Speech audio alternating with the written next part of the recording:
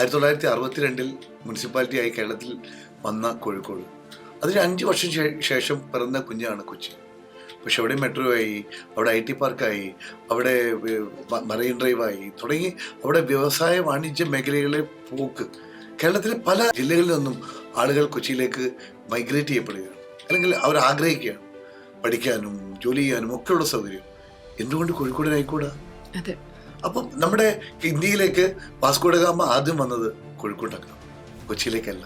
അപ്പം അത്രയും പ്രാധാന്യമുള്ള ഒരു കോഴിക്കോട് എന്തുകൊണ്ട് ഈ അവസ്ഥയിലേക്ക് എത്തി? അത് 50 വർഷക്കാലം നമ്മുടെ ഇവിടെ ഭരണം കൈകാര്യം ചെയ്തിരുന്ന കോഴിക്കോട് നഗരത്തെ ഭരിച്ചുകൊണ്ടിരുന്ന ഭരണാധികാരികളുടെ ദീർഘവീക്ഷണമില്ലായ്മയാണ്, അവരുടെ കെടുകാര്യസ്ഥതയാണ്. അവർക്ക് കാര്യങ്ങൾ ഏകോപിച്ച് മുന്നോട്ട് കൊണ്ടുപോകാനുള്ള ഒരു മാസ്റ്റർ പ്ലാൻ പോലും ഇല്ലാതിരുന്നതിൻ്റെ ഒരു കാര്യമാണ്. പല വീടുകളിലും കുട്ടികളില്ല. അത് 2ഉം 3ഉം കുട്ടികളുള്ള വീടുകളിൽ അവരും അവരുടെ പേരക്കുട്ടികളും അവരുടെ ഭാര്യമാരും ഒന്നുമില്ല. പ്രായമുള്ള ഗ്രാൻഡ് ഫാദേഴ്സ് അല്ലെങ്കിൽ ഗ്രാൻഡ് മദേഴ്സ് അല്ലെങ്കിൽ അച്ഛനും അമ്മയും വീട്ടിൽ റിട്ടയറായി അവർ ലൈഫ് നിൽക്കുകയാണ്.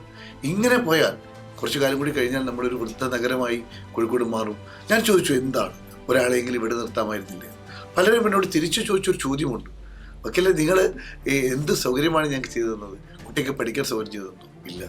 അവർക്ക് പഠിച്ചു കഴിഞ്ഞാൽ അവർക്ക് പല സ്ഥലത്തും പഠിച്ചു വന്ന് തിരിച്ചു വന്നപ്പോൾ ജോലിക്ക് വേണ്ടി മാസങ്ങളും വർഷങ്ങളും കാത്തിരുന്ന് കിട്ടാതെ പോയാൽ എൻ്റെ മക്കൾക്ക് പഠിക്കണ്ടേ, ജോലി ചെയ്യണ്ടേ എന്ന് പറഞ്ഞു പോകുമ്പോൾ കോഴിക്കോട് ഈ അവസ്ഥയിലേക്ക് എത്തിയതിൻ്റെ ഉത്തരവാദിത്വം നമ്മളെ കോഴിക്കോട്ടുകാർക്ക് വളരെയേറെ വേദന ഉണ്ടാക്കുന്നതാണ്.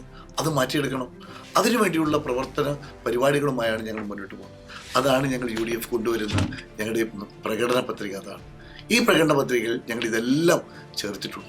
ജനങ്ങളുടെ മനസ്സുകൾ മുന്നിൽ ആവശ്യപ്പെടുന്ന എന്തും ചെയ്തു കൊടുക്കാൻ ഞങ്ങളുടെ മുമ്പിൽ 5 വർഷമേ ഉള്ളൂ. 50 വർഷം ഞങ്ങൾ ആവശ്യപ്പെടുന്നില്ല.